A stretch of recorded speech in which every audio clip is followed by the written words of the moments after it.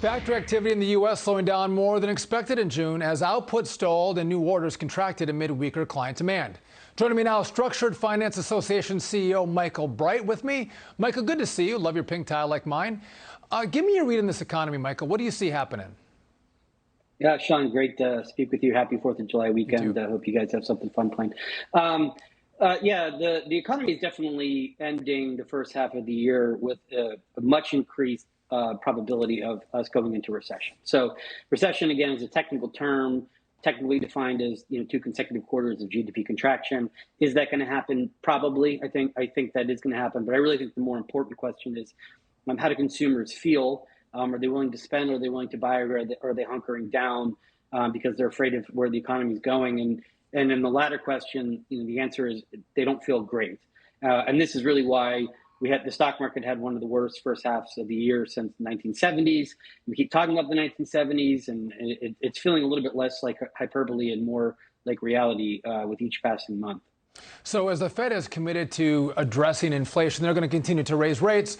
Obviously, that's going to tip the economy in the recession direction. Can they get a balance where you have rates that don't go too high and a recession that's not too deep? Is that a balance that they can cut?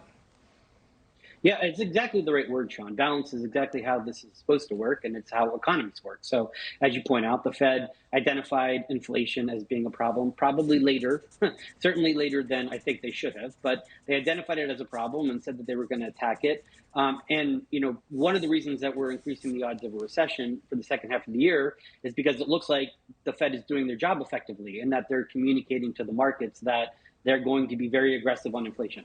To be very aggressive on inflation, they have to increase interest rates. That makes consumers pull back. We're seeing some signs of that, working in the sense that, as I mentioned, consumer sentiment's going down and the stock market's going down. But some forward market indicators for where the market thinks inflation is going to be over the long run have stabilized a little. So can they do it? They started late. They've taken the right steps, I think, in the last month to get aggressive at this. But really one of the biggest questions is energy prices. So what happens with energy prices is a huge variable. They're very volatile. They're certainly driven by things like war and changes in policy at home as well. And how energy prices filter through to the economy is a very meaningful thing. And so that's really the wild card that's going to, I think, in my opinion, be the separator between whether we do achieve this balance that you talk about, or we're going back to something that's going to feel a lot like the early 1970s. But another component, too, has been supply chain. And you see when you rely on foreign countries to supply necessary goods in the country, you can have problems. And so isn't there a policy priority that we should bring jobs back to America, bring manufacturing back to America, have policies that allow new businesses to start where we actually make things in America again? I think it's a really interesting point. I mean, I think that, a couple things.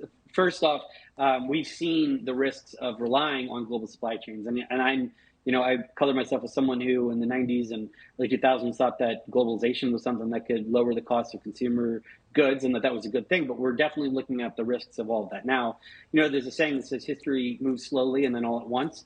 I think we're in one of those all at once moments right now where the entire world is taking a look at the dependence and interdependence that we have on one another and saying, look, there's some of this is good. We don't need to throw up protectionist barriers just to be punitive.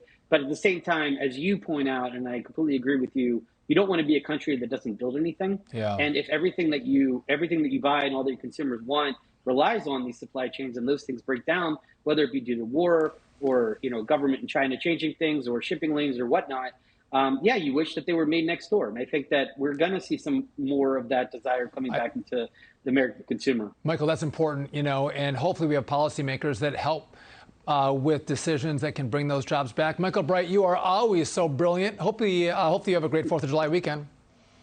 You as well, Sean. Thank you very much.